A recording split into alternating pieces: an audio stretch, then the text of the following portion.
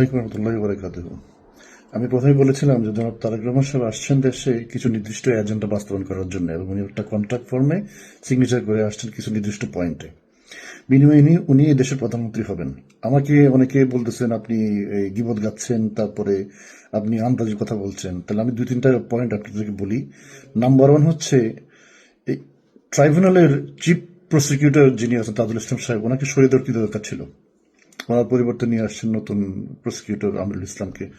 তাজুল ইসলাম কি কি প্রয়োজন ছিল? তাজুল ইসলাম কি এমন ভাবে ভয় পাচ্ছিল ইন্ডিয়া যে তাজুল ইসলাম থাকলে এখানে মানে ছেঁড়াবেড়া করে ফেলবে এই সমস্ত জিনিসপত্রকে? এখন একটা একটা প্রসেস যখন একজন উকিল যখন চালিয়ে যান, উনি সমস্ত সাক্ষী, উনি সমস্ত ইনভেস্টিগেশনের সাথে জড়িত, উনি সমস্ত কিছু ফাইলপত্রের সাথে জড়িত। নতুন একজন আসলে আবার নতুন প্রথম থেকে শুরু করতে হবে।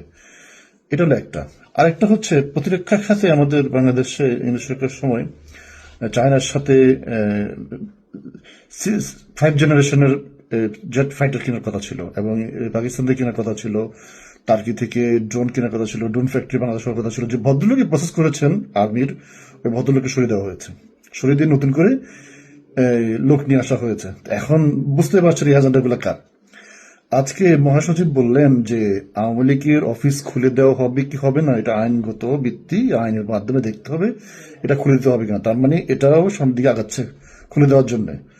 তো যারা এগুলো বলেছিলেন যে আপনারা এই আমি মিথ্যা কথা বলেছি, এই তিনটা পয়েন্ট দিলাম আপনাকে, এই তিনটা পয়েন্ট একটু যাচাই বাছাই করেন, কারণ আপনি গোলামের ঘরের গোলাম, আপনি কিছু করতে পারবেন না।